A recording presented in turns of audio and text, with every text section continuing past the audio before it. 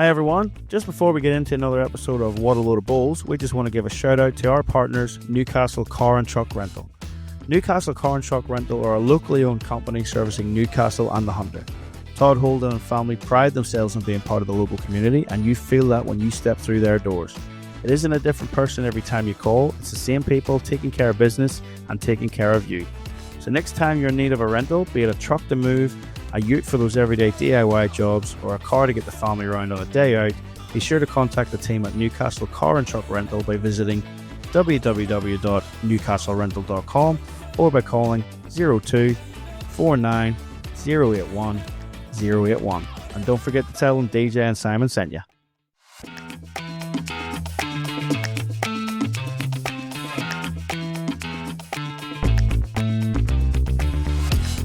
What a load of bulls, folks. Welcome back. And anyone new, you're very welcome as well. We're on to episode 77. I'm DJ and Simon's here with me as always. And if you've just finished a game of bowls or you've just pulled up a chair at home at the club or if you're on the road, you're in the right place. So welcome. We're going to talk all things bowls. We love it. Hope you love it. And Simon Little, like I said, is with us, mate. How busy have you been with this new delivery analysis? Pretty busy. Haven't even had time. I've been a bit under the weather for the last sort of week, but no time to be sick at all, and just pumping out delivery analysis after delivery analysis. So yeah, going strong and an absolute expert in delivery analysis. So DJ, you need to send me your footage because I think your backhand needs a bit of work. So get it sent to me. Mate. You took that it was a forehand. Unfortunately, it's not the delivery; it's inside my head. It's the problem. You're not getting in there. Well, it's great to see the uptake on that, mate. It's something new that you've launched in the last sort of month and a half to 2 months, the delivery analysis on the Bulls Academy website. So, folks, if it's new to you, jump on there, have a look. All the information's there. But, mate, you've had, 60 to 70 people take it up so far? Yeah, it's been pretty popular. And, look, it was part of that Goulburn coaching weekend that I did as well with Goulburn Railway Bowls Club. So, again, it's something that if you want to do individually or maybe it's something your club wants to do as collectively as a whole, so that can be another option as well. So yep, hit me up, simon@thebowlsacademy.com, and as DJ said, have a look on the website, and there's a few more bits of information there, so if you want to find out more, and yeah, send me an email. All being well, I can help you out with a few tips and a few tricks maybe to help you take your game to the next level. As they say, those that can't do teach, and Simon's a very good teacher, so no, it's good to see it going well, mate. The Bulls Academy is Simon's passion. He created it. This is why this podcast came about, to try and promote that. So get on there, give it a bit of support, folks, no matter where you are in the world. He's happy to help you out. So moving on, bud. We're ramping right up to Glasgow. I know people are getting sick of hearing about it, but it is the Commonwealth Games and we're ramping right up to it. So we had Ross and Sam last time out. Yeah. And we got another couple of interviews coming up as well, but I just thought we'd touch on us in our home state. Well, for now anyway, until you head north with the Cane Toads up to Queensland. New South Wales State Championships are currently being played as we're recording. They will finish they will be finished before this comes out. So we'll if we get time in the next couple of episodes, we'll look at some of the winners. But I do want to give a shout out to a few people. Janine Caton and Chris Constable, women's senior pairs winners from Club Maitland City. Woohoo! And Clay Parker, men's senior singles winner from Club Maitland City. Woohoo! And our new signing, Natasha Van Eldik, took out the women's singles, but she wasn't representing Club Maitland City. She was representing a different club, and I can't remember the name of that club for the life of me. I don't know if you can remember, but I can't. Nah, I can't. But made a big shout out too. Like we had J-By Norris do the double in the Champion of Champions. Now we've had Rowan Wilson do the double in the singles and the pairs at the state championships. So 2 lead contenders for the big Bowler of the Year honour later in the year. It'll be interesting to see how that plays out. But yeah, as we said, state championships on at the minute out in Dubbo. They had a bit of a battle with the weather in the pairs, but luckily that was the only thing. They pushed back one session. They were able to get it done. So well done to all those out there organising from Club Dubbo, the amount of volunteers they've had, but also the Bulls New South Wales staff that are pretty much living out there at the minute. Well done to all them. It's great to see the state championships go off with a bang. And yeah, Rowan Wilson's not long down from, he's only here in the last couple of years down from Queensland. He's obviously thinking it's a bit too easy now, but if you win the state singles and pairs, I'd like to think there's a New South Wales cap in your horizon too. So you would think good luck to Rowan, and well done to that. That's a massive achievement to do that double. So it is. So we'll touch base with some of the other results as they come in. It'll be finishing up with the fours over the next sort of 24 hours or so. But yeah, that's where we're up to. Back to Glasgow, back to Commonwealth Games, back to preparation and those players that are going to be involved in it. And we have got a big episode for you this week, folks. Very, very lucky to sit down with Ryan Bester, Corey Wedlock, and then my favorite interview so far, the double trouble of Ali Forsyth and Kelly McKerihen. That was a lot of fun, as always. Me and Ali like to sort of stir each other up a bit. It is that was a lot of fun. But I'll tell you what, you'll hear it here in a second, folks, when we cut to it. But they're a good balance them too, because Ali knows what he needs to do to be prepared. But you'll pick up a lot from that episode just listening to Kelly. She's very, very good to listen to as well. So, but that's my favorite one so far. And then we'll have a few more for you next week. And then we'll be back the week after again. But we'll talk about that in a bit. For now, Simon, Ryan Bester, Corey Wedlock, and Ali Forsyth and Kelly McKerihen. Most bowlers want to improve, but not enough bowlers know exactly what to practice. That's where the Bowls Academy comes in, with structured drills, coaching resources, and simple ways to measure your progress. You can make every practice session count. Visit thebowlsacademy.com and take your practice to the next level.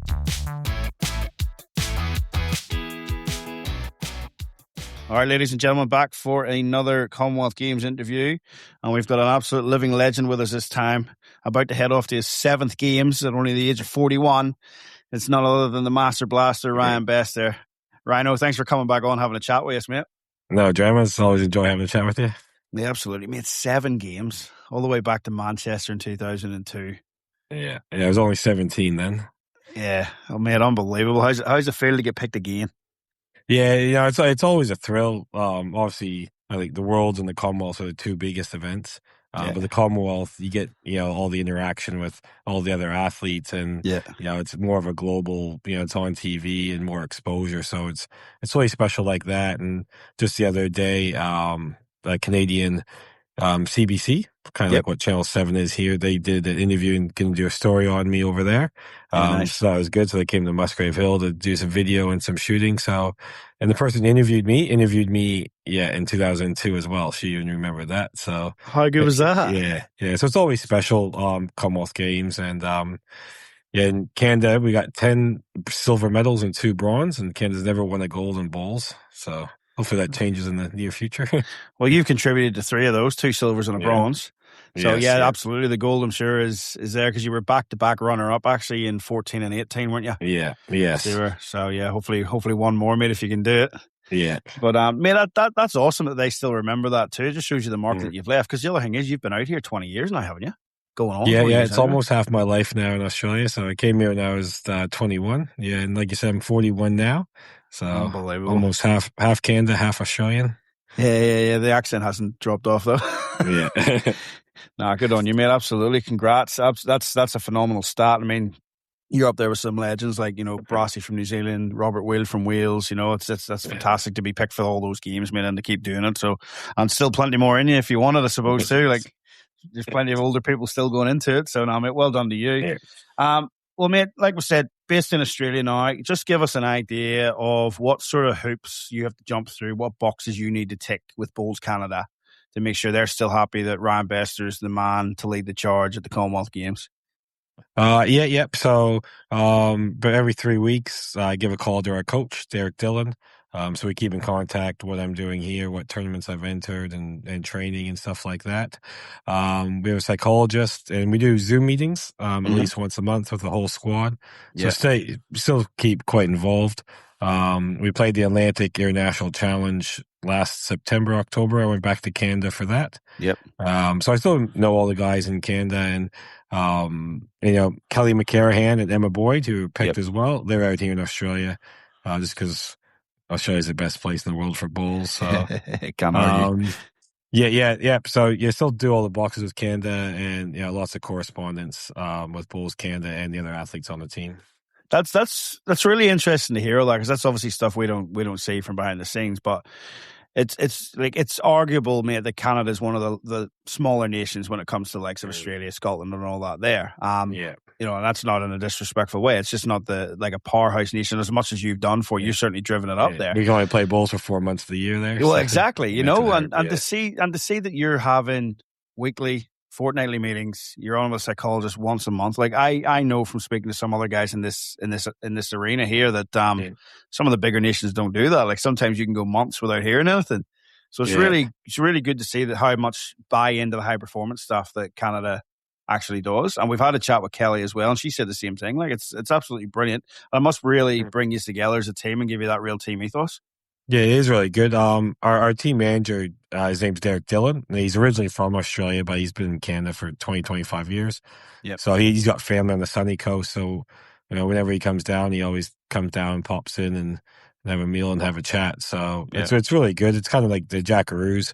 They always say it's like a big family atmosphere. So obviously I see Emma and Kelly a lot here in Australia. So just that support and still put on the maple leaf. It's really good. Yeah, fantastic, mate. So what other events have you had to attend in the lead-in? You mentioned about the games back in September there, but there was a World Cup in November as well that you attended. Yeah, we had the World Cup in November. Then they picked a team after that. Yep. So we didn't have a camp. The previous World Bowls and Commonwealth Games, we've had a camp in Canada. Okay. So I think with the World Championships next July back in England, we'll probably have a camp. So I might have to go back to Canada then with the full squad to choose the 5 men and 5 ladies for that. Yeah, nice. So it's good to see you still talking that you're going to be going to that camp, mate. So no chance of hanging the bulls up yet. Nah, not yet. I'll have to hang on for that one. Yeah, good on you, mate. Good on you.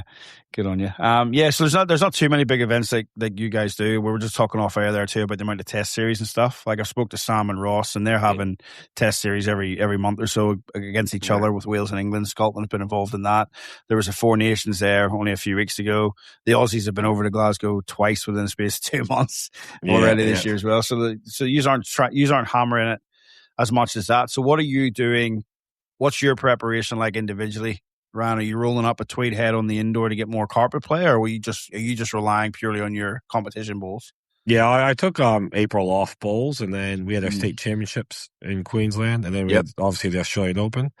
So I'll take a couple of weeks off now. I got the champion 4s on the 3rd and 4th. Yep. And then I will probably go to Helensvale 4 or 5 times and have a roll up on their carpet. And then Canada, we're there a week before and we're rolling up at the Glasgow indoor. So we were talking just before that sometimes I think it's good to have a break from bowls. And then when you get over there, you really want to play. You don't want to overdo it. I know a story Peter Bella said back in 81, he used to write down all his training. And he came over and he won everything in 81. Then in 82, he fell at the end, and he looked back and he practiced double the amount because the New Zealand team came over with him. So my plan is to have a bit of a break, spend some time with the family. And then when I get to Glasgow, really put the hard work in on the carpet for 4, 5, 6 days. And then hopefully be ready for the competition. Yeah, well, mate, we've already talked about your longevity. You've been at it since you're 17, playing at this high level. You mean you know what you're doing. You know your game well enough now. You know what your preparation needs to be, and it's great. It's good to hear that because some of the other guys we spoke to again in this sort of format, they're talking about drill training, blah blah blah, what they need to do, getting repetitions on, and you're just like, I'm just gonna chill I'm gonna chill here. I'm gonna play this. I'm gonna chill here. I'm gonna play this, and I'm just gonna hammer it when I get there. So it's really good to hear that side of it as well. Yeah. Derek, the coach, is really good because obviously when the Worlds were down here in Australia, the rest of the team Canada has to practice a bit more because of the green speed and all that. And if I go, I'll just take a session off. They're fine with that.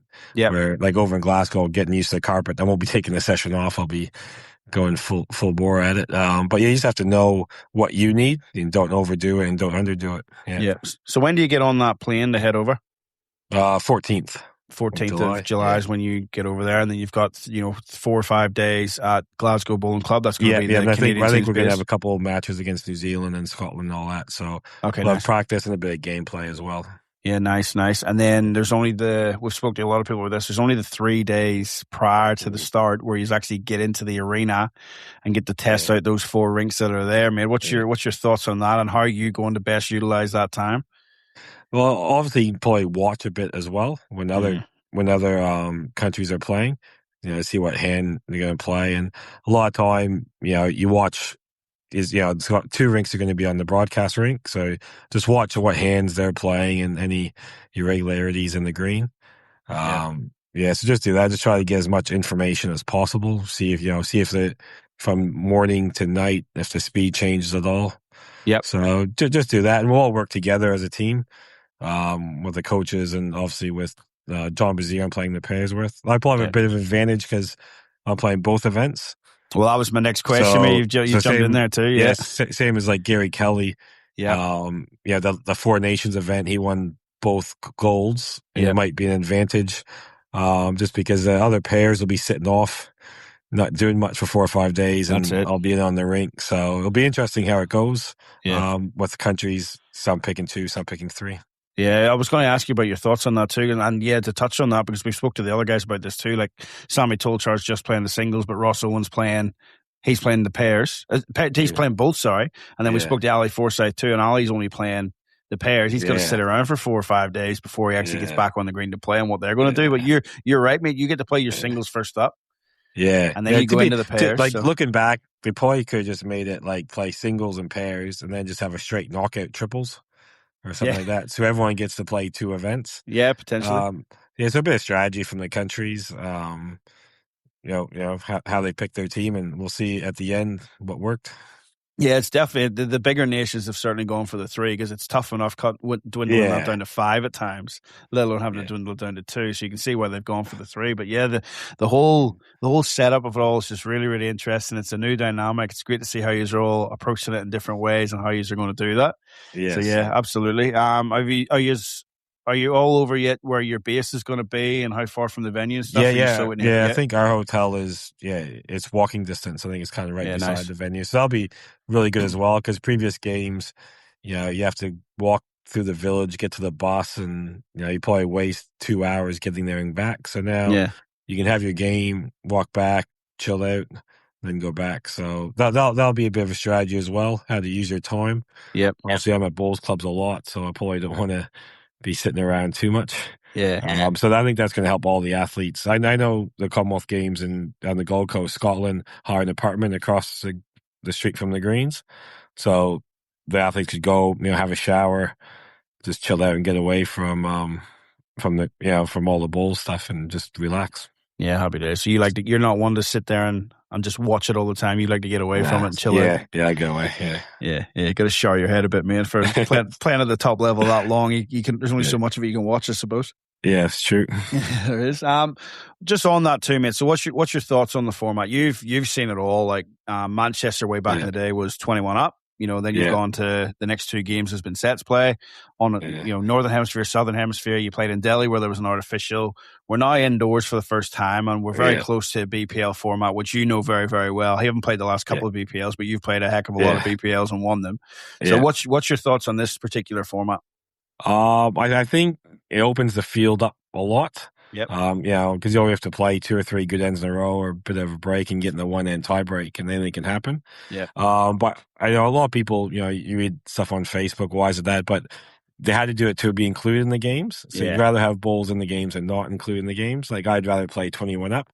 But it is what it is. So you just have to adapt to it. Obviously the UK is going to be a big advantage for them, because they live on the carpet and know the portable rinks. Yep. But it's going to be interesting, and it's going to be a lot.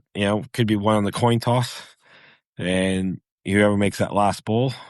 Yeah. So it'll be also interesting to see. Get the tiebreak. Who's going to sink jacks first up? So it's going to be exciting for TV. Which is good. And obviously, looking towards the Olympics, I think if it does get in the Olympics, it'll probably be this format. Yeah. So a bit of a run through in that. At least, there's no power plays or anything like that. But I think it is an advantage probably for, guys like Marshall and Foster and Gary Kelly and myself, and obviously the Aussies who've played BPL before. Yeah. So, if you get beat 7-0 the first set, you just wipe it out and go, all you have to do is win 3-2 and then win with the show. So, yeah, but it's going to be very entertaining. Put it that way, I think. Yeah, I think it could be, because obviously the BPL is entertaining on its own. It is entertaining. It's brought a lot to the bowl. It's brought a lot to the sport, just having that format there. And you're 100% right. I mean, we've talked about that with a lot of people too. It's just we almost lost it to the Commonwealth Games at the end of the day, which was our Olympics. It is our pinnacle of the sport. So we had to do what we needed to keep it in there. And it's just good to see it in there. And it's an interesting dynamic. I like it. As you say, a lot of the Northern Hemisphere guys, they live and breathe carpet because, that's just we've got a clear cut indoor and outdoor season. And a lot of them play on those indoors. What Sammy and all that's finding at the minute, though, is all their competitive competition is now playing on the outdoor grass. So he's finding himself having to do drills that he's never had to do before, and he doesn't have the competition play. So they're playing it down that a little bit that way. And then they're talking up the fact that you guys know the format a bit more from playing BPL. So you have a bit more experience to draw back on there. If you get into a position with John and the pairs where you're like, yep, I know what to do here. As you said, hammered in the first set, win the second set by 1, sink that jack on the tiebreak, and away you go. It certainly brings a different dynamic to it, and certainly showcases the sport in a different light. And hopefully, obviously, the indoor, hopefully, the crowd can get into it. Maybe get a bit like a darts crowd. Hopefully, it's noisy and not really silent. Yeah, well, I'm hearing there's going to be a bit of background music and stuff, and all 4 rinks are going to start off at the same time. So certainly it adds to it. Shot clock's a big thing too. I don't think we've ever had a shot clock in Commonwealth Games before. I think that's going to catch out a lot of the other countries because a lot of them play a lot slower and really look at the head. Where you have to be very decisive. You get one timeout and that's it. So and communication with your partner and the pairs especially is going to be very important. Yeah. Have you been teeing up many of these practice games in this format, just with your own mates at the club or anything, or any of the other guys at the local clubs? Have you been? Are you just pretty comfortable with what you're at? No, before Shoy went over, I had a couple of games with Kelsey Cottrell on the Helensville indoor. But I'm going to tee up to play a couple singles games, just with the legs. There's only 3 legs type thing, so just kind of do that and just have a bit of a hit out on the carpet and get my mind into that mode of back into sets play. Well, that's another thing we didn't talk about there was the set jacks too as well. How do you find that when it comes to singles play? You played a lot of singles, mate. You played every Commonwealth game. Yeah, it's interesting. So minimum length is 24 meters. Yeah. And maximum length I think is 32 maybe. Yeah. Yeah, so I think something like that there. I think I need to go back to the paperwork I've got, but it's something like that, and obviously the spot's going to be a meter off the ditch, so it's same as the BPL, so and that's the thing when you watch what lengths your opponents are playing in the games before you play them, and see if I tend just to want to play to my length, but you can also see what they're doing as well. Yeah, absolutely. Has it got a different feel to it, mate? I mean, you've been to a few of these now. Does this one feel any different leading up to, or is it just, I've done this before, business as usual, I'm going over there to get a gold medal and do what I can to get it, or does it just have that little bit of a different feel to it? Yeah, a little bit now because I got kids and all that, so I'll miss them a bit. But every time I play for Canada, obviously the first game you still get that rush, which is what you want that you don't get anywhere else when you put the maple leaf on. Or I'm sure everyone who plays for their country, you still get that get that buzz. Yeah, awesome. Especially with the World Cup on. You're watching all the countries and cheering them on. So it's gonna be great. Yeah, we're not mentioning that today. You went down today, didn't you? Yeah, but we play South Africa in the last 32, so I think we actually have a chance. Yeah, okay. Yes, that's the first time South Africa's ever made the knockouts, I believe, too. Yeah, not bad. Good to see you're following the soccer too, mate. Yeah. Get up in the morning and watch it. Yeah, that's good. Good for you, mate. Okay, what about actually being at the games? Are you anticipating a bit of a different feel this time around? I mean, it's a multi-sport event again, but there's no village. We're all, everyone's going to be based in hotels and stuff. And I was talking to Kelly about this. I think it's the first one where you guys are actually going to be under a venue roof where there's 2 or 3 other sports happening at the same place. Like normally bowls obviously is off there on a bowling green somewhere. So how do you feel about that particular setup? Yeah, I think it's going to be really good. The other games, you don't really get a chance to go see another sport. So it'd be good to see some boxing and that. But also, with only the 2 or 3 in the team, I think the players will mingle around a little bit more. Yeah. Which is really good because we're friends with everyone. Yeah. So I think that'll be the best thing. I know at the World Cup, a lot of you talk to your opponents and a little bit more because, if you go to World Bowls and it's 5 men, 5 women, you kind of just stick to your own country. So I think the friendship atmosphere will be really good over there, and everyone, you can sit down and have a chat and catch up with your friends and make new friends at the games. I think about a quarter of the competitors are nearly coming from Australia anyway, so you know each other from week in and week out anyway, don't you? Yeah, exactly. Which is good. Yeah, obviously, Gary and Corey and Teasy, they all live within 100 meters of each other. Yeah. in each other's pockets 100% then, boys. Yeah. So they are, but yeah, absolutely, mate. Righto, goals and expectations this time around. Been here, done it before, mate. What's without stating the obvious, obviously, what's Ryan looking to achieve from this one? Yeah, well, obviously the goal is always to win the gold medal. So yeah, but only you have to win your group to get out to make the semifinals, which is a little bit different. I only found that out last week actually. So it's going to be cutthroat, and it's going to probably come down to get the group on sets won and stuff like that. So really, every end is going to be so important. You know, winning a set instead of tying a set could be the difference of making the semifinals or not. Yeah. So hopefully win a gold. I think David Bryant is the only male to win a world and Commonwealth Games gold medal in the singles. So I'd love to join that group, obviously. And me and John Bazier, we've got 2 bronze medals at World Bowls. So hopefully we can go one step better. But it's going to be so tight, and every game's going to be kind of a bit of a coin toss. So you just have to make the right shot at the right moment and hope your opponent misses in the right moment. That's it, man. Absolutely. And how's the form? Are you feeling good? Are you feeling like Ryan Bester going into it? Yeah, pretty good. I had a pretty good state in the Australian Open. Always just fell, could have won a couple if I played just a little break. So hopefully all that bad kind of luck's out of the way and some good luck's in the future. Well, you'll be looking forward to get over there and play on the respot, mate. You love a respot, don't you? Oh, yeah, that'll be great. Mate, thank you. Thanks for the time, mate. It's great to sit down for these 20 minutes and just see how everything's going. So really, thanks for contributing to this, mate. And looking forward to seeing you over in Glasgow, mate. And hopefully one step further, you get that gold medal you've been aspiring for. Yeah. Cheers, buddy. Thank you very much. Always good to come on. Always good, mate. Thank you.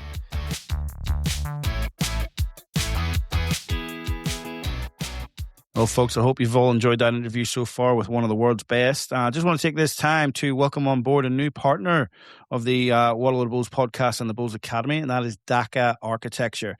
Absolute experts when it comes to clubland and designing your club, redesigning your club, adding things. They're experts in the industry. So if that's something you're interested in, your club maybe needs a bit of a refurb, doesn't matter how big or how small, get in touch with Tony Maluccio down there at Dhaka Architecture. Mate, they are absolute gun of a team, and they'll do everything they can to help you out. So welcome on board, Tony and team, Dhaka Architecture.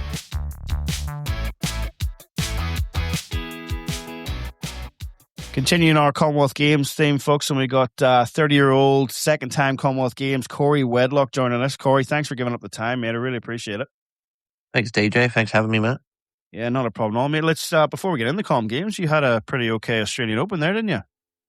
Yeah, not too bad. Obviously, it was pretty brutal. Was obviously playing the mixed pairs this year too. A lot of night games and that. But no, it was obviously pretty successful. So, yeah, pretty happy to walk away with a couple of titles. Is there any games of bowls you say no to, mate? Or if there's Tuesday Social down there at Maryland's, are you in that too?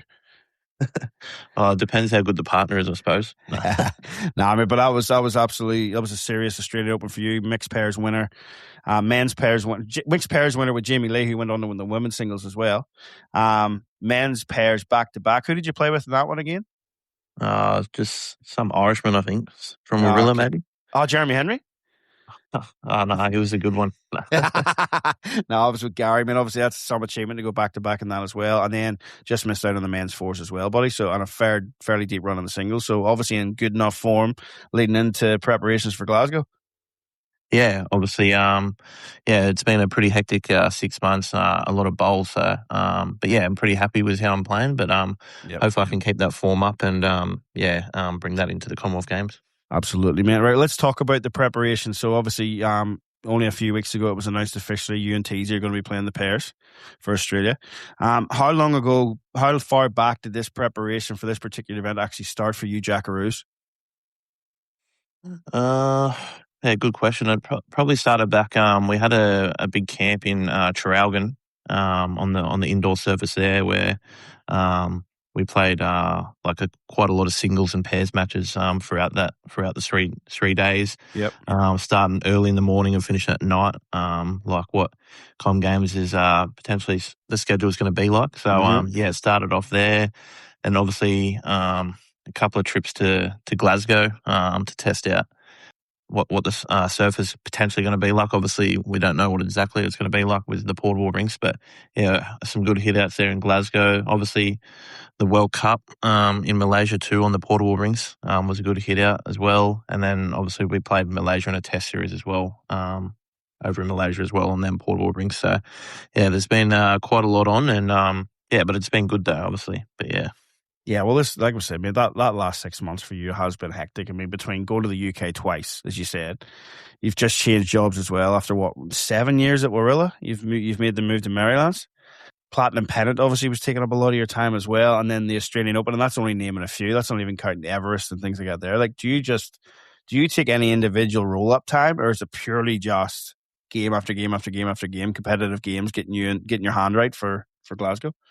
Yeah, I think it's trying to balance that out, to be fair. Obviously, the last 6 months has been pretty much bowls. But, yeah, obviously I've been trying to, living at Warilla at that time, obviously having the indoor down there, I did put a lot of sessions in on the indoor down there. Was a certain lengths that we're potentially going to play. I still don't know if it's been finalised or not.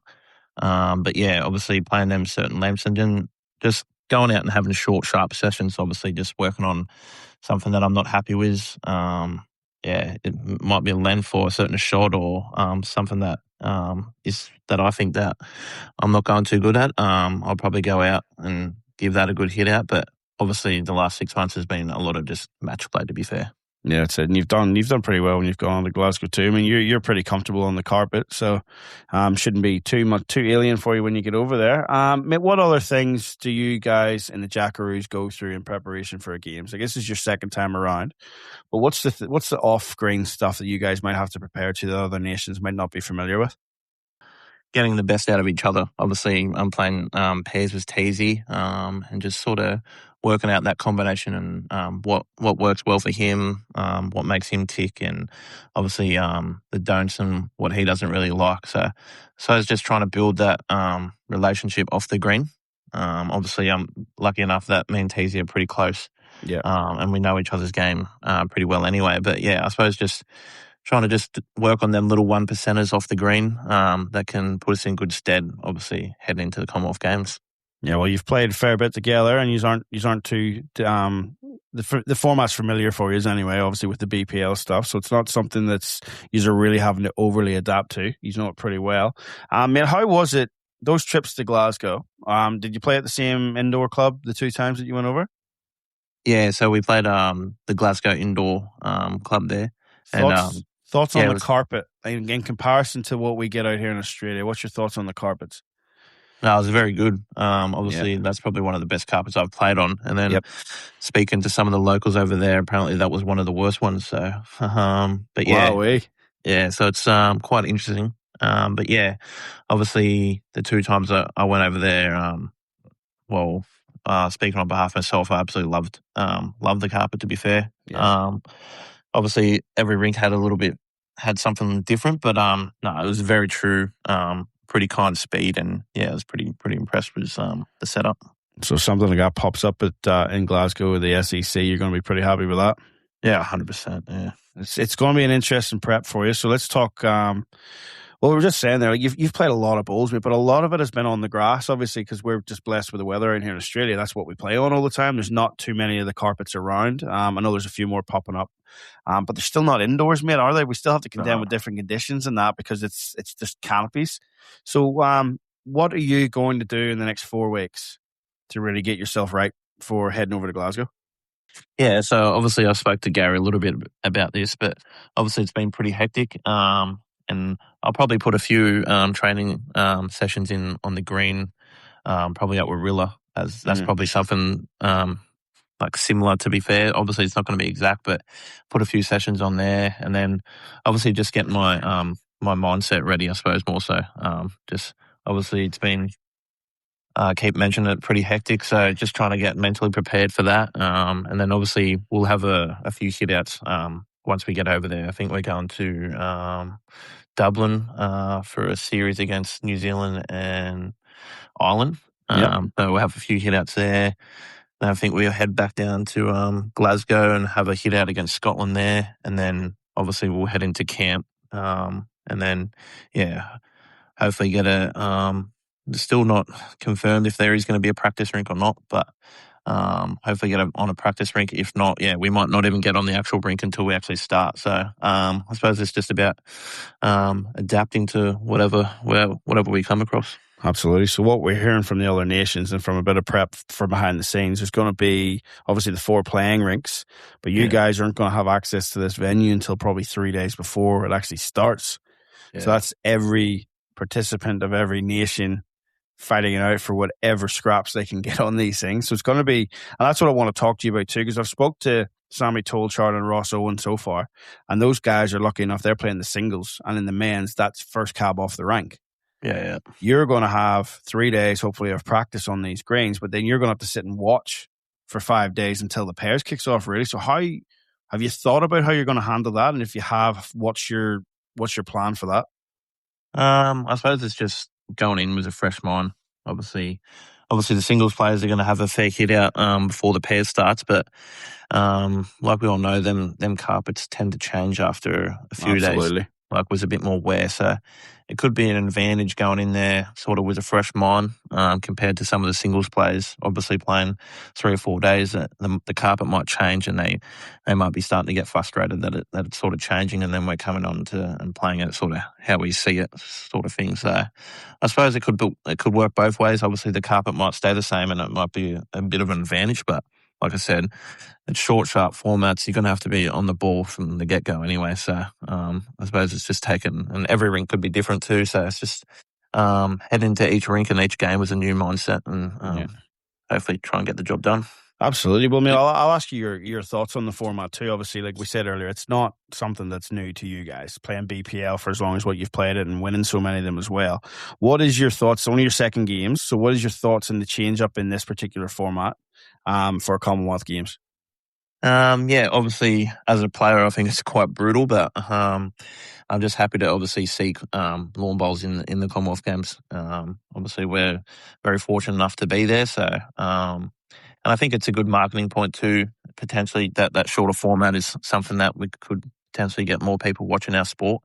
But yeah, I think the pairs is probably a little bit more brutal than the singles. I think the singles obviously was a 7 ends, so you got a little bit more time to sort of ease into the game, where the pairs, it's only going to be 1 or 2 bowls here and there that's going to decide a set. So, obviously we play that format quite a bit in BPL and that, and it's quite fun in that, and it's probably at times a lot better to watch than play. But yeah, obviously I'll be giving it my all and trying to get the job done. Certainly interesting to hear you say that, mate, because it definitely is. From watching you elite players on the sideline, it's a good format to watch. I'm definitely a purist of the game too, though. I'd like to see the 21 up, but obviously for this particular time, it doesn't fit. We're showing our adaptability and how inclusive we are. So hopefully we push down the track into that Brisbane 2032, which you've been lucky to play a part of in a couple of games as well. So you're going to, certainly if it gets in there, mate, you'll have done your part, won't you? Yeah, 100%. Obviously, the big push at the moment is for Brisbane, and it'd be unbelievable for our sport if that could get over the line. I know, obviously World Bowls and Bowls Australia are doing a lot of work behind the scenes to try and get that happen over the line. So yeah. One of the other things you guys have to contend with is you've got to have 2 different sets of balls to be able to play with. So you got to have a blue set and red set. So how are you going with that? Have you got them set? Have you got them in your hand at the minute, ready to go down and roll up the carpet at Warilla? Or is it something you're not going to get your hands on until you get over to Glasgow? No, well, I've got a couple of sets over here at the moment that'll be taken over, and then I've got another 4 sets sent over. So obviously, we don't know how the carpet's going to play, so I'm taking 3 different models. I'll be taking the Optima, Quantum, and Groove. Yep. Just to see how it goes, and obviously, as I mentioned before, like the more play that carpet gets, it might change, and you might have to change bowls again too. So just trying to be as prepared as I can. But yeah, obviously, I'll have my Quantums over here that I can roll up with for the time being, and then I've got the other sets getting sent over. And nice. So the main thing is just time on the green, and you're elite enough now, and you've played enough now to know what you need to do to get yourself right. Like, it's not necessarily going to be 5 or 6 hour day roll ups. It might only be 30 minutes out there, but as long as it's feeling good, you're feeling good.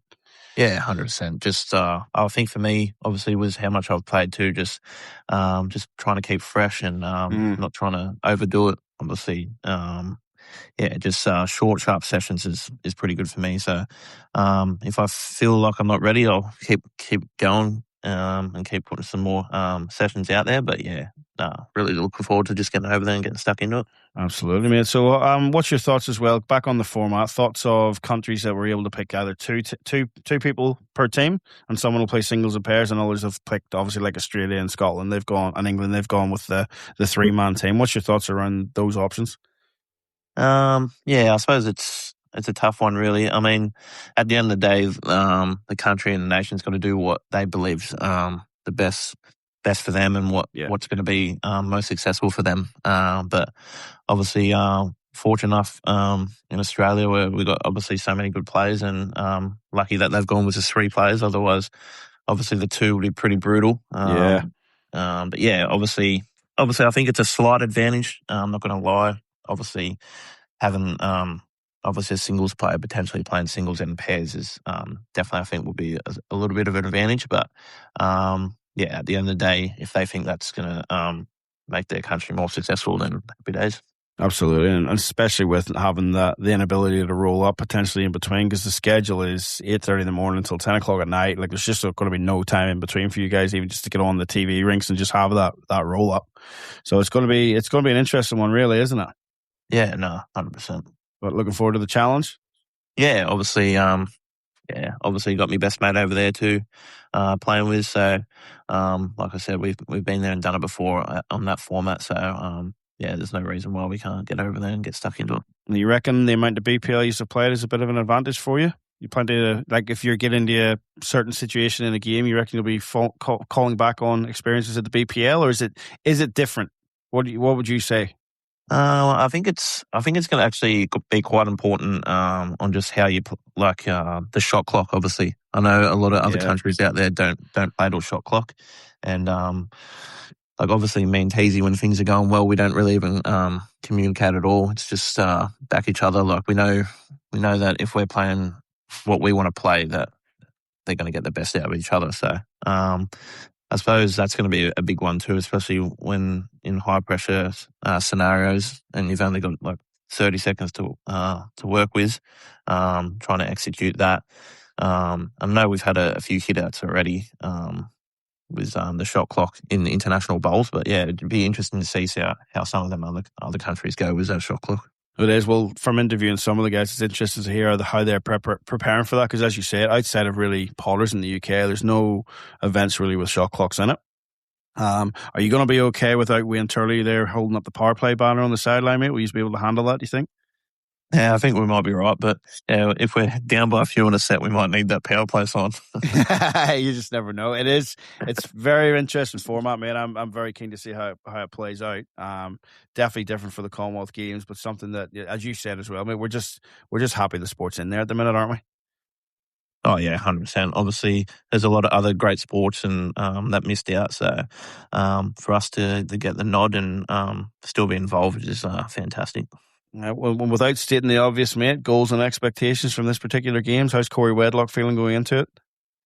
Yeah, obviously, my last Commonwealth Games was quite disappointing. Obviously, I went through a bit of a hard time, obviously losing Dad and that. And obviously playing on them greens.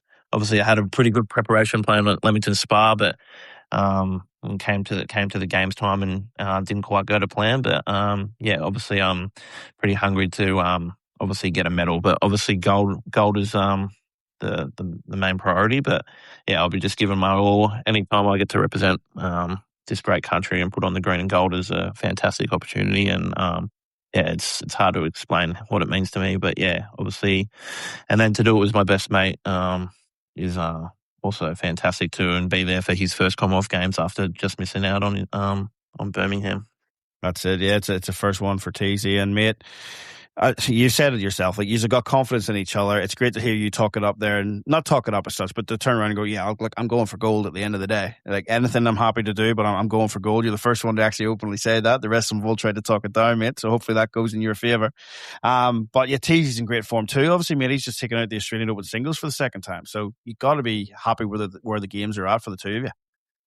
Oh yeah, obviously, we've both been in pretty good form, and I think that carpet really suits our style too.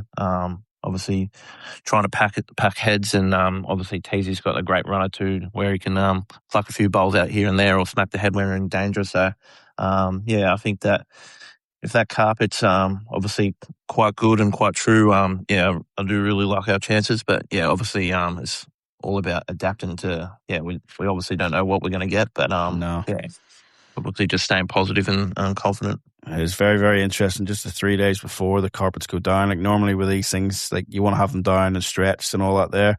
The UK guys are used to a portable rink a little bit more with the polished stuff, but you guys had your taste of it in Malaysia there. Mate, how was the experience in Malaysia for you and Teys? It was probably a bit more of a battle than what you would have really liked, but it's sort of, to me, watching the two of you play, it was more like it was battle hardening you as well, because sometimes like, you're that good, mate. Sometimes things just look nearly too easy to you, so it was good to see you sort of having to, not a struggle as such, but really like grind out games where he's needed to. Do you think that's going to help you when you get to Glasgow as well? Oh, 100%. Like obviously with that format, there's going to be, in my opinion, a lot of upsets. You're going to feel like you're dominating in game, and a team's going to play one or two bowls, and they're going to be right back in it. So it's just trying to stay positive and stay focused. And obviously, you can't really change those outcomes. But whatever happens, like a few lucky ones or a couple of big bowls in here and there, you just got to try and stay positive and get the job done. But yeah, obviously Malaysia playing on a bit of that portal rink, and then also that outside carpet. Yeah, we'll try not to talk about that, hey mate. It was definitely an interesting week, and that carpet was definitely interesting. But yeah, the few times we've played on that portal rink, it was definitely pretty user friendly. And yeah, it's definitely, if it's going to be something similar to that, it's yeah, it's pretty good for the good bowls. Yeah, absolutely, mate. So mate, the draw's not out yet, but we're seeing the teams that are being selected and stuff, and we know when you come up against Scotland, you're going to be up against Taddy and Paul. When you come up against England, it's going to be Nicky and Jamie, and then World Pairs champions Gary and Adam for Northern Ireland and stuff, mate. Do you and T sit down before the game and come up with a game plan to play those particular players, or are you literally just, let's just get out there and play the balls? Yeah, I suppose it just depends. I mean, obviously we'll get a couple of games practice on those portables and just sort of see what length that our bowls are adapting to. Obviously, sometimes with the respots and all that sort of stuff, sometimes you might find a length. I might find a length a little bit easier than Teasy, and then he might find a better length than me. So I suppose it's just having a good hear that together, working out what our bowls are doing on each sort of spot. And obviously Teasy's pretty good. He's pretty happy for me to sort of pick the length and just go with me. And see if I can try and nail it. But yeah, I suppose I probably won't sit down and have any game plans until we probably have a bit of a look at the green to start with, yeah. So you're going to be watching a lot of the singles games, mate, trying to pick up some little things from the rinks, you think? Or will you just, as you said, a bit of a fresh mind and maybe stay away from it a bit, go watch some other sports? Yeah, I think I'll bit of both. Obviously, be good to support Disco there. Obviously, going for 3 in a row. Yeah. And then obviously he's going to have a bit of insight too on how it's playing too. So I probably Teasing myself will probably be chatting to him a little bit and see what he's noticing. And then take it as it comes. Absolutely. Well, mate, look, I'm not going to keep you much longer. I appreciate the time you've given us. You have been chaotic over the last 6 months, mate, but geez, you've achieved a lot of stuff, and all credit to you, mate. I'd love to see you do well over there in Glasgow. You're one of the nice guys of the game. And yeah, mate, it'd be great to see you achieve over there, except, as I'm telling everyone else, except against Northern Ireland if you do come up against them. But that won't be alien to you either, because it's Gary. So is Gary definitely going, is he going to let you roll up at Warilla, mate, or is he going to put the blocks on you now? Yeah, I don't know. I haven't actually spoke to him yet, so he might shut it. Mate, look, I appreciate your time. It's gold as always. And yeah, mate, all the best to you, and I look forward to catching up with you over there. Thanks, mate. Thanks for having me.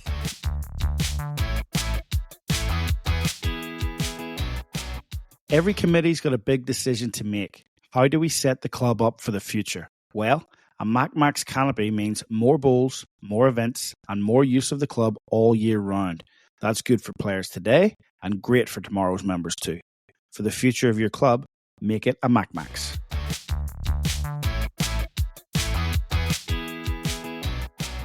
Here we are again, folks, another Commonwealth Games themed interview, and very, very lucky this week to have a dynamic duo. Ali Forsyth and Kelly McKerihen have joined us together. Well, welcome, folks.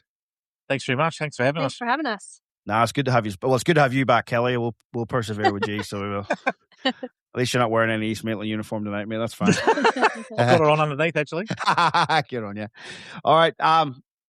Ali, 5th games. Kelly, 4th games. How's that feel? Oh, look, it's always a huge privilege and honor when you get the call up. Say, 4 games. It's it's pretty exciting. Every games is very different, so I'm really looking forward to this one. Yeah, nice. What about you, Jay? Yeah, well, I mean, from where I was 2 years ago, probably not certain I'd ever play internationally again. So the opportunity was very cool. Like, still had to work really hard for it.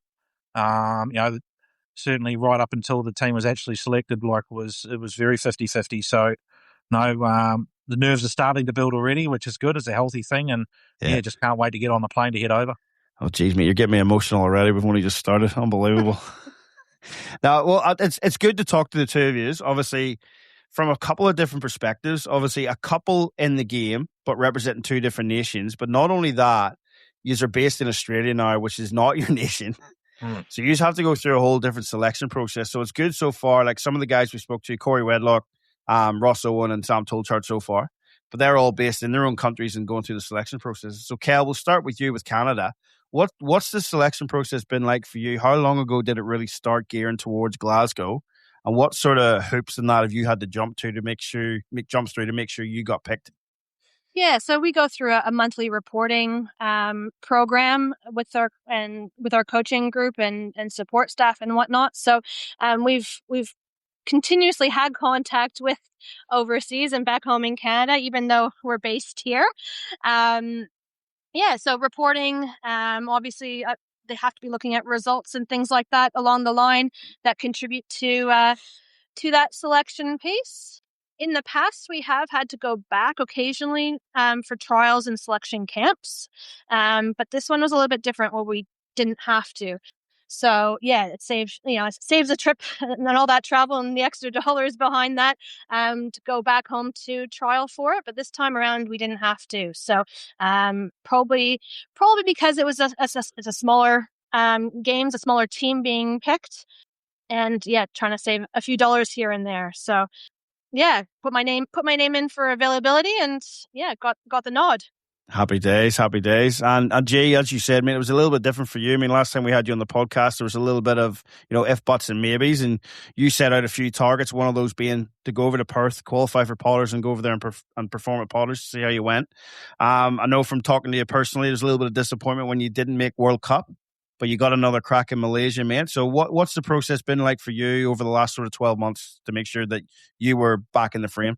Right. So, obviously, there's a squad selected, and then, there's target events and World Cup being one of them. So, missing that was obviously, a massive sort of curveball, and, like you're at the laps of the gods, I guess, if the guys that get selected have an outstanding tournament, then, you're up a certain creek without a paddle. But, I guess, unfortunately for them, unfortunately for me, that didn't happen, and I got an opportunity when we went back over for another trial end of January, early February, and was pretty solid. I was pretty happy with the form that happened over there, and I was lucky enough that I got the nod from that. But ordinarily, like you're also going back. Our New Zealand nationals are early January, which fits into the Melbourne schedule okay because we have a Christmas break here. So, if we were playing and required to go back for that, then obviously that happens on top of the other stuff as well. But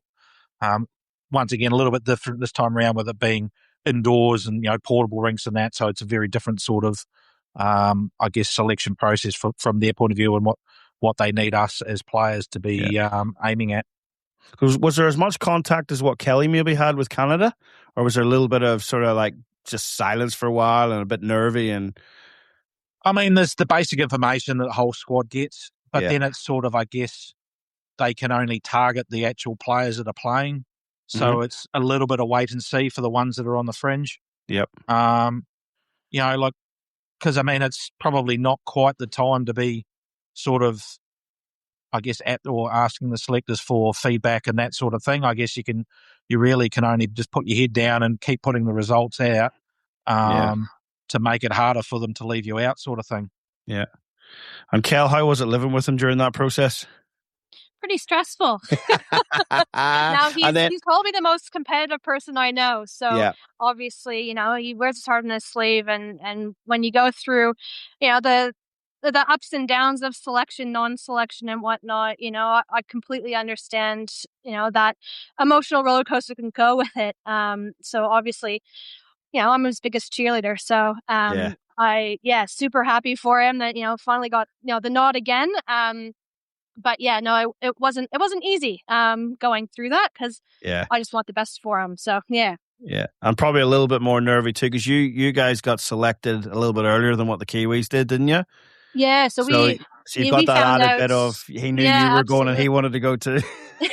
Yeah, no, that waiting game is always a tough one, and the Canadian team was picked quite early in comparison to a lot of countries. So we found out kind of end of February, beginning of March. So the waiting game to see whether or not he was going to travel along with me was quite a wait. Yeah, luckily enough, it came through in the end. So to get into the preparation then, so you've both been picked. What's the preparation look for you like, both individually and together? Like, are you pushing each other? Are you training together? What's the whole dynamic and process here? Yeah, look, we're really lucky here at Clayton. We've just got a dome installed, so we have a fantastic facility that we can use 7 days a week, rain or shine, on a relatively fast carpet. So playing with the wider turnier sets of bowls that we're going to be playing with up in the UK and practicing with those on our carpet. Is a much better situation than playing on slow grass greens leading into this event. Which you sort of alluded to when we were chatting there, the Australian Open, maybe not the perfect preparation this time around with it being on the grass and being a little bit sluggish up there. Yeah, it was a real funny one, I guess, in that regard. Like, normally it's a perfect opportunity to go up there, play on some pretty good greens, good conditions against, quality opponents. But unfortunately, with all the rain they had up there, that was an impossible scenario. And you sort of look back and you really feel for the greenkeepers, because they put their heart and soul into that. And, when the weather just doesn't allow, it just, like, gee whiz, I played on 2 or 3, maybe even more greens that wouldn't have been any quicker than 11 and a half. Yeah, so, wow. Yeah, look, and it is what it is, and you just got to go out there and compete.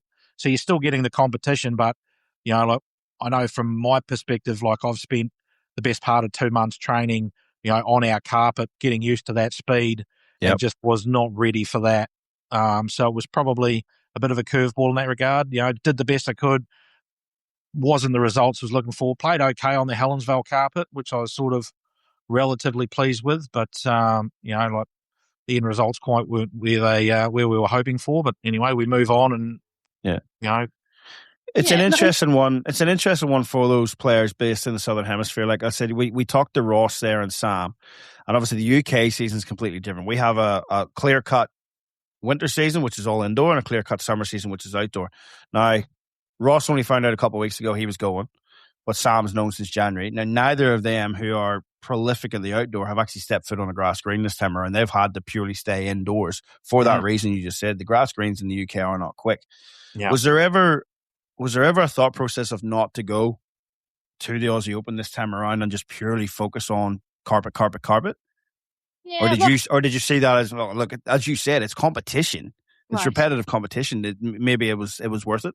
Yeah, I think that from our side of things, living in Melbourne, being the off season, not having a great deal of really high competitive opportunities on the green, probably meant that it was a no-brainer to go and compete in the Australian Open, just for the sake of getting that competitive experience under my belt and kind of getting back into the swing of things that way. And like Ali said, I think we probably expected the greens to run a lot faster to mimic the speeds that we are probably going to be facing in Glasgow. Unfortunately, the weatherman didn't cooperate, but I don't think we ever really said, should we, shouldn't we? Because it is always, when we've played in it every year, and it's a really good lead up event, and the quality of the competition is unbelievable. Yeah, absolutely. So what's the next, we're about 4 weeks out. So what's the next 4 weeks look like for the two of you? Like, Kel, have Canada got any test series lined up against any of the home nations while they're over there? When do you actually getting into Glasgow to get ready to be prepped? Yeah, so the next couple of weeks here is just going to be training on the carpet here on the indoor at Clayton. We head over on the 14th of July, and we have 6 or 7 days in Glasgow ahead of moving into the village/hotel. Yep. And what that looks like, I'm not quite sure from a logistical side of things and a training side of things, but I'd imagine would be, we have a host club in Glasgow, so imagine we'll be there training her, what's off. Yeah. In the lead up to that, getting used to, how the bulls react on those UK indoor surfaces, and just getting acclimatized, getting over jet lag, doing some team stuff before moving into the village and whatnot. So you mentioned something interesting there a couple of minutes ago, Kel. So when you go to Glasgow, you've got to have a red set and a blue set of bowls to differentiate it for whatever side of the draw that you happen to be on. So you've got those in your hand right now, have you? And that's the sets you'll be taking over to the UK with you?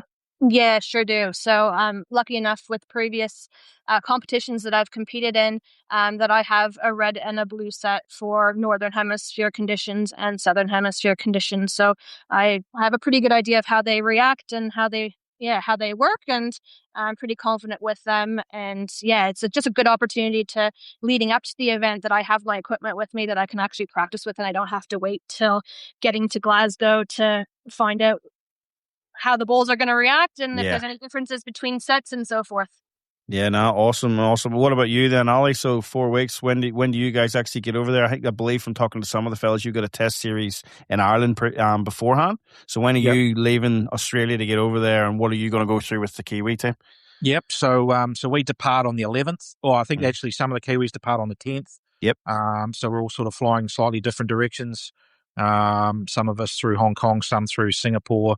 Yep. We'll meet up in Belfast, and I think we've got a week-long camp there, playing against Australia and Ireland. Not sure if there's anyone else there as well, but definitely those two. So we've nearly got a full week there before we pop over to Glasgow and straight into the village /hotel situation.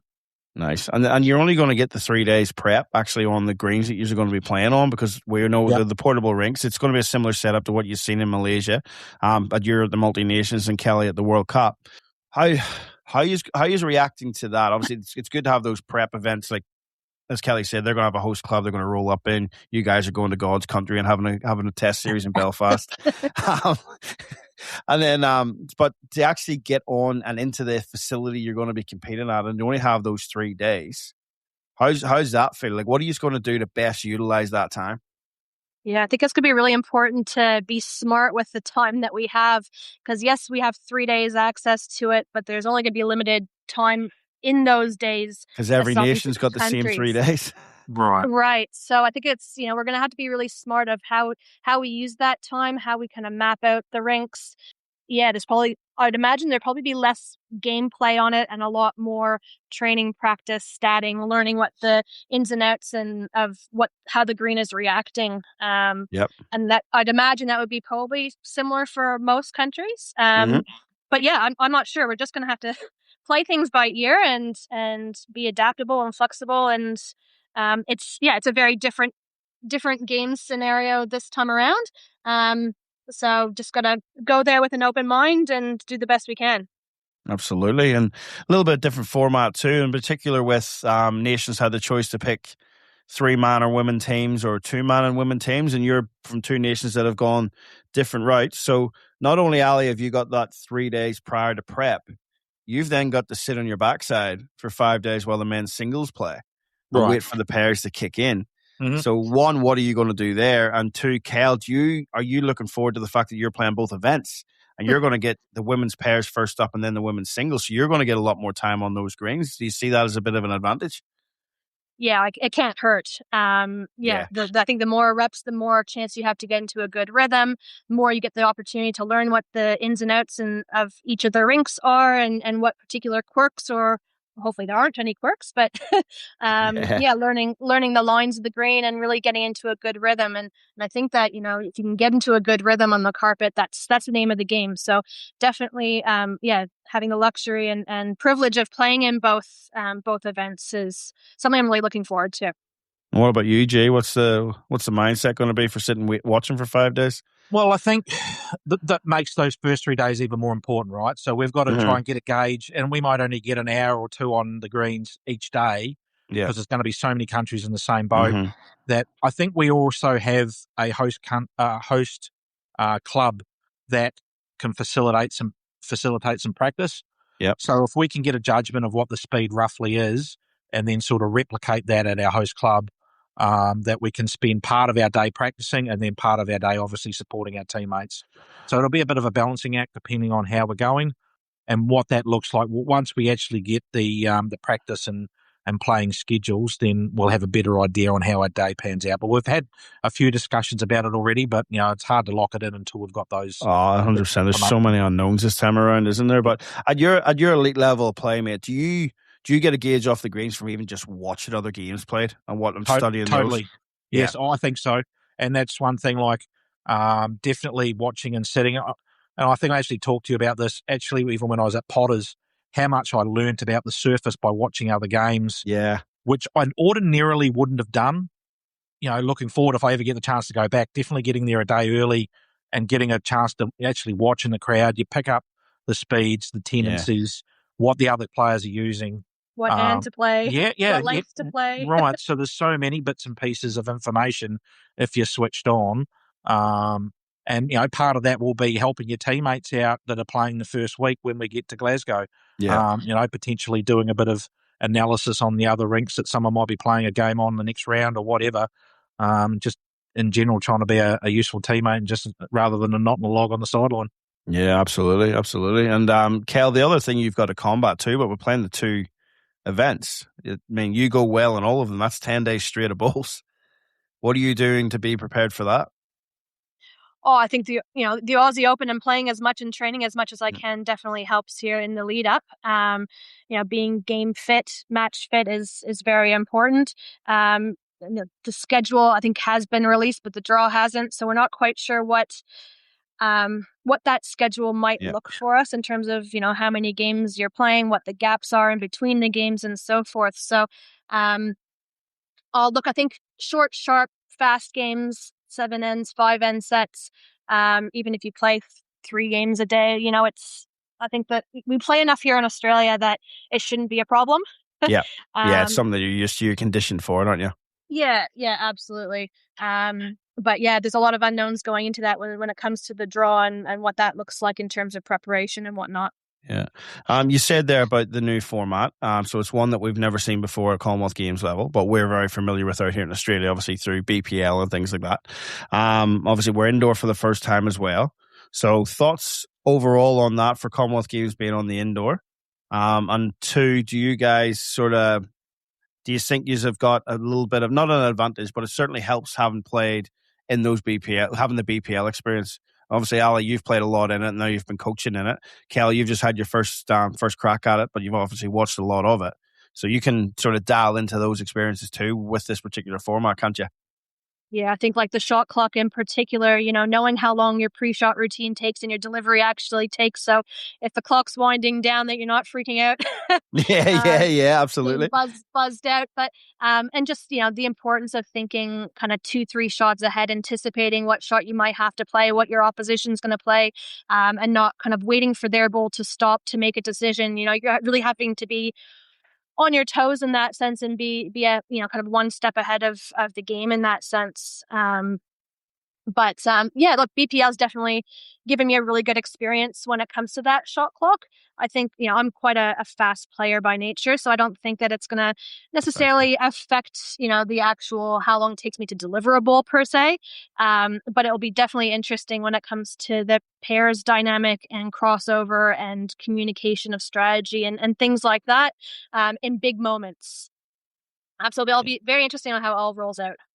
Yep. What about you, Jay? Well, yeah, I mean, similar, I guess, in a lot of regards, like pretty comfortable in that scenario. So I think being proactive rather than reactive is going to be crucial, I think, in the decision-making for the peers. You can't wait for a bowl to finish to make a decision. You've got to have already made your mind up. If this happens, I'm doing that, or if that happens, I'm doing that. So you've already got the 2 different options up your sleeve, and you just commit 100% when you make that decision. As far as the surface and that, I think, you probably wouldn't want it every time on carpet, but I think if you look over the last 16 to 20 years, like Delhi, you had artificial surface. Look, and then you go to Glasgow, slow grass, Gold Coast, quick grass. So once again, it comes down to, how good the players are at adapting, and so, you're not getting the same situation, Com Games after Com Games. Everyone's a new situation, a new challenge, and, good luck to the players, like it's whoever adapts quickest, and, I'm all for it. Like, as I say, you wouldn't want it every time. I believe the next one's in India, so probably heading back to an artificial nature of some description there as well. So who knows what that looks like. But, at the end of the day, it's the same for all players, and just play on, get out there and get get amongst it. Like, we're part of the privileged few that get a chance to have a crack at it. Absolutely, mate. Whinge about the format or whatnot. It's better than sitting at home on your TV watching. Or having the game completely lost to the Commonwealth Games, like it looked like could happen after the whole debacle with Victoria. Like, we're just blessed that the sport's still in there. But then moving on to India, like you said, we're already locked in as a core sport for India, so it's not going anywhere, which is just great for our game, especially with that drive we've got out here at the minute for trying to get into Brisbane 2032. So yeah, absolutely super, mate. So great insight there too. Like, you're talking almost like playing a game of chess. You need to be 2 or 3 steps ahead, ready to, as you said, react to whatever comes to you and be ready for it. So especially with those shot clocks, it is going to be a very, very interesting format. 4 games all being played at the one time, all starting on a hooter. It's going to be very, very interesting. So it is. So yeah, absolutely. Does the games have a different feel to it this time? I mean, as we said at the start of the show, Ali, you're on number 5. Kelly, you're on to number 4. Are you pretty much preparing the same way and it's all business as usual? It's the Commonwealth Games, I'm going there to try and get a medal? Or does it just have that little bit of a different feel because of no village, no things like that there? For me, I think it's much the same. Like, it's, business as usual. I'm going over there, preparing my best to try and get a medal. Whatever hoop you have to jump through when you get there, well, I'll worry about that when I'm, I think you've just got to be really flexible and open to what's happening. But once you get out on that green, obviously everything else is white noise. It's irrelevant. You're out there to do your best, for your teammate, for your country and whatnot. And I think everything else is, as I said, is just white noise. That, if it's not helping you or hindering you from drawing a shot or playing a shot, then it doesn't matter to me. Like, I can sort of, what's that word? Decompartmentalize the two things, like on green and off green. And you really just have to do that. Like, whatever you have to do to get there, you'll be prepared to do, but once you're on the green, everything else doesn't matter. The old KISS method, mate. Keep it simple, stupid. Yeah, especially in my, you know me, I've got to keep it very, very simple. What about you, Cal? Has it got a bit of a different feel? Oh, I think that when you get there, it's probably going to feel different. The atmosphere will probably feel different, not an actual village like it has been and whatnot. But like Ali said, in terms of preparation, it's no different in terms of, what you do going into it, how you prepare leading up to the event and how you prepare day of. That doesn't change regardless of the atmosphere and where we're staying and how many people there are, and if there are food courts or if there are all that kind of stuff that we would normally get in a village. It's going to be very different. The sense of, what's really unique about Commonwealth Games is, we're a part of a greater games, I guess, right? That we don't get the opportunity to play alongside or play with other athletes from our country and from different sports. So it'd be interesting to see how that feel and that vibe happens in the hotels. I know that I think all the Canadians are all staying together and all the Kiwis are all staying together and whatnot. But it'll be interesting to see. And one of the really neat things about the Commonwealth Games is that you do get to kind of meet other athletes from your country and be a part of the greater games, I guess, rather than just the multi-sport games, rather than just a world championship or another event where it's just strictly bowls. But the difference with this one too, I suppose, is, and no one else has really mentioned, but you sort of dragged me down this path here, Kel, is it's going to be the first games nearly where bowls is in the same vicinity as all the other sports. I mean, the hall that we're going to be in over there, there's 3 other sports being played at the same time. So you're actually going to have the other athletes on top of you, whereas bowls, normally you've got your own venue elsewhere. So that's going to be a bit of a different thing to it as well, isn't it? Yeah, no, absolutely. I think it's, like I said, it's just about, going in, not really expecting anything, but preparing the best you can, because it is so different. But yeah, like looking forward to the challenge and getting out there. So how does it go for you two when you get to Glasgow? Because as we know, you're both each other's biggest fans. You're each other's support network. When it gets to those particular games, but are you two together the whole time, or do you just have to go your separate ways and be with your own nations? And how does that work, and how do you support each other through that? Yeah, decompartmentalizing, right? No, it is though. At the end of the day, like, I understand that, it's our job in a sense when we go over there. We both have, really high goals and ambitions that we want to, goals we want to achieve. And, part of that is, being a part of the team and doing the team thing. And, so when we go away, and this is not the first time that we've gone away to an event, at the same time, that we have to respect that, right? So Ali will go do his New Zealand team stuff, and I'll go do my Canadian team stuff. And, if we're lucky enough to get to the pointy end of events, I'll do my best to be in the crowd to support him. And I hope that that's much the same. And, we try our best to catch up every once in a while when we can. Fully understanding that, it's team first, preparation first, and be a bit selfish that way. That's awesome to hear, because I'm sure that's the elite mentality and why you guys are in the position that you're in and achieving what you are achieving. So there's no double agent status here where, Kelly, you're only put in by Team Canada to make sure you put Ollie off from Team New Zealand, or it's probably the other way around actually. But no, there's none of that going on. None of that going on, no. Yeah, right. I can sabotage myself without any help, mate. Yeah, absolutely. I'll be there for this one too, mate. You keep an eye out. So basically, it'll be a goodbye at the front door for whenever Ali leaves. Kelly leaves a couple of days later. You'll see each other over there, but it really is just Kelly focusing on Kelly thing and Ali focusing on Ali thing. Yeah, pretty definitely. much. And I think, like, at the end of the day, we both probably play at our best when we're in a really positive, happy, good headspace. Yep. So if we feel that so it's best for you to get away from Ali then if you want to be positive. No, I didn't say that. Okay, I said it. Oh, no. But look, I mean, at the end of the day, going over there, supporting each other the best way we can. But fully understanding that, team first and preparation first is key to our success, hopefully. No, well, that's amazing to hear, guys, and thanks for being open and honest with that too, because obviously it's a personal thing for your relationship, so it's great to actually have that insight to an elite couple playing for different nations and how you actually get to there. So that's actually absolutely brilliant that you've opened up like that, so thank you. Last thing before I sort of let you go, without stating the obvious, goals and expectations for your 5th and your 4th Commonwealth Games? For me, I mean, there's no secret to the fact that the home countries are going to be favoured.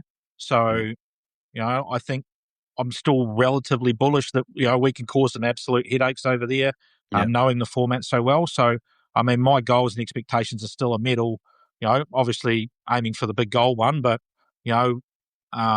first Kiwi men's medal since 2002, Ali. Yeah, and I'm sick of hearing from the coach saying that it was him too. So the sooner we can bury that, the better. Can I just flag it up again? And I've brought this up to you a couple of times. I'm not too sure that one even counts because yes, he was representing New Zealand. He wasn't born there, mate. Kearney's a Liverpudlian. Oh, can't you tell? No, but seriously, mate, it'd be great for you to break that duck, wouldn't it? Yeah, well, hopefully it's already been done. Hopefully Shannon already gets a medal the first week. But, look, obviously Tony and I, we combine really well and quietly confident that, as I said, we can cause some severe headaches for the countries that are well more used to playing on, the indoor surface than us. But, like when it comes down to it, like it just comes down to execution on those few days. And, our preparation's been pretty solid. So I'm pretty confident in the fact that once we get over there, we'll be hard to beat. And you're not strangers to each other either, mate. You know each other's game in and out. That's a big, big thing. Yep. No, we've played quite a bit together over the years. I mean, played the last time we were in Glasgow in the triples. Was actually the Shannon, Tony, and myself. Yep. So and have played many times since. So no, his game stacks up really well for a support for me. So we know, as you say, we know each other's games really well, and that certainly won't be a problem. That sort of combination once we get over there. Yeah, and over to you, Kel. Oh, look, it's you can't say that there's you interview anybody and they want to come away with a medal. So absolutely. that's I don't have one from a Com Games, so that is definitely on my list. Like Ali said, hopefully it's a gold one, but a lot of work to be done. So, it's all the little things that we do along the way to, get that outcome. So, just playing to the best of my ability, one bowl at a time, being really present in the moment, try to stay as positive as I can, not get frustrated. all those personal things, those little mini goals that I have, because I do know, I've, pretty big confidence and belief in my own game that, if I play to the best of my ability, at the end of the day, that's my biggest goal. If I do play to the best of my ability, and it probably means I'll be super competitive and possibly, hopefully, come away with the medal. But if I can come away from the games and know that I've left it all out there, that's a huge tick for me. Mate, that is a great way to finish it off. That's some great insight there. Like, you obviously are a very deep thinker. Ali doesn't get that credit because of the way he carries on. But Kelly, you've shown that on 2 episodes now. That was a great way to finish off, man. A real good look into the brain of an elite bowler and what you guys are actually thinking about getting ready to go over there. But the big thing is as well, you're not playing the game before you get there. You're thinking about it, but you know you can't play it before you get there. And that's a real good thing for some of our listeners to take away from and prepare when they're going into some of their club championships and things like that. So I really appreciate your time, guys. Really, really thank you for coming and giving us that insight. And always appreciate it. And you're welcome back anytime. Well, thanks again for having us. Yeah, cheers, mate. Not a problem. Bring back Simon, though. No, he's gone.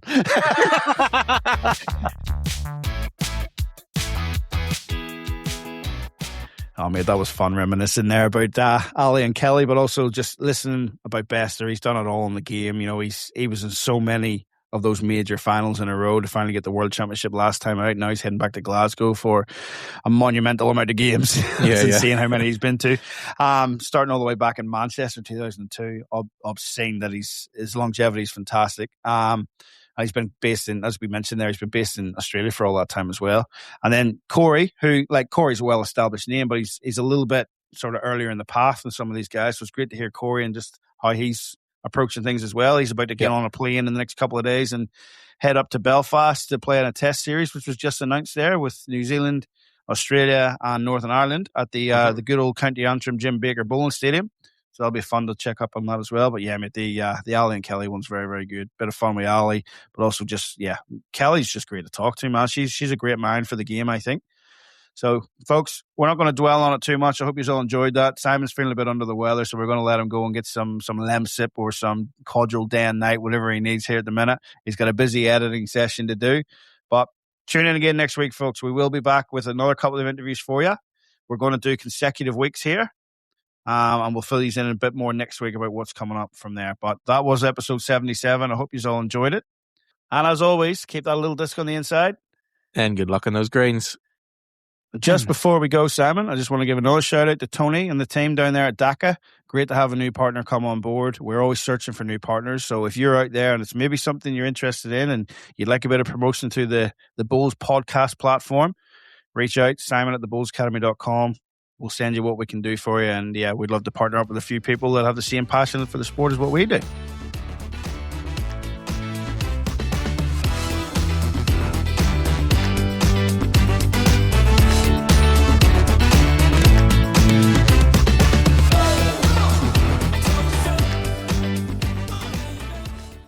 The views, information, or opinions expressed during What a Load of Bulls podcast episodes are solely those of the individuals involved and do not represent those of any group, organization, or employer associated or affiliated to individuals. This podcast is for general information purposes only, to educate and inform. This podcast does not constitute professional advice or services. What a Load of Bulls does not guarantee the accuracy or reliability of any opinions expressed or statements made within episodes.